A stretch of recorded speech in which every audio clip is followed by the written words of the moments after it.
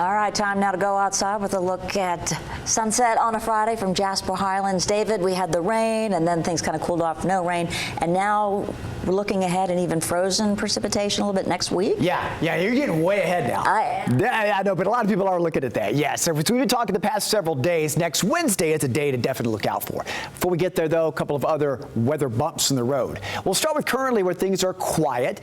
Temperatures mid-40s, mid-50s north to south, average high being around 55. So today, more typical of how it feels historically on Valentine's Day.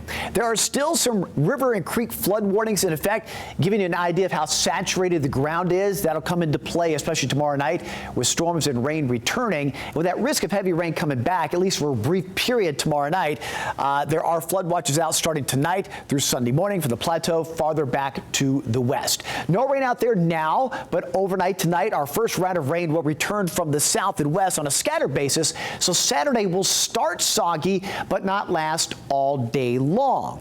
I'll get to the timeline coming up momentarily. As far as a severe threat during the day tomorrow, mainly to our south and west, but as we go toward late tomorrow night and overnight toward early Sunday morning, our viewing area sort of split in two by that level 1, level 2 risk, and a few storms could be strong to severe. And to break it down a little bit more, the higher risk is for that of damaging wind gusts. And I mentioned the saturated ground. Because of that very soft ground, any of these wind gusts along that squall line moving in may more easily topple some trees. That could lead to some power outages, so definitely be aware of that. As far as a tornado threat, when you deal with a line of storms, it is a somewhat lower threat for tornadoes, but not exactly zero. Your higher odds will be west of the city. Nevertheless, we'll keep an eye on that, but your higher odds are for that of some flash flooding with the downpours and the stronger wind gust along that line. So there's that bit of a breakdown here and there as far as the higher threat levels being wind gusts and heavy rain, and that low end threat for isolated tornadoes. Again, that is mainly overnight and through early Sunday. So here's our timeline of the rain.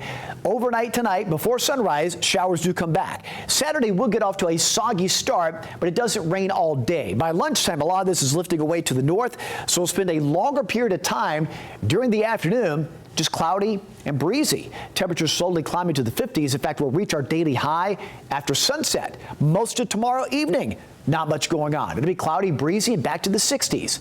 Again, that best chance of rain and storms returning will be well after midnight and an approximate time frame from 2 a.m.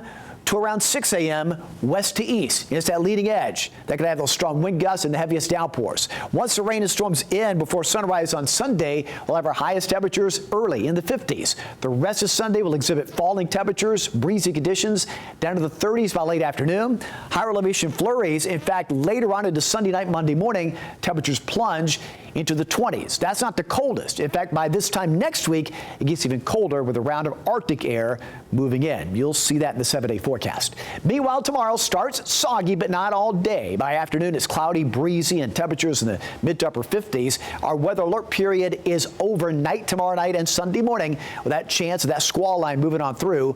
Falling temperatures on Sunday, colder to start next week. And as Kim was mentioning, there's that chance Wednesday for a bit of a wintry mix possible. That is followed by Arctic air Thursday and Friday, where highs will barely be above freezing potentially next Thursday. And by this time next Friday, could have a morning low in the low teens.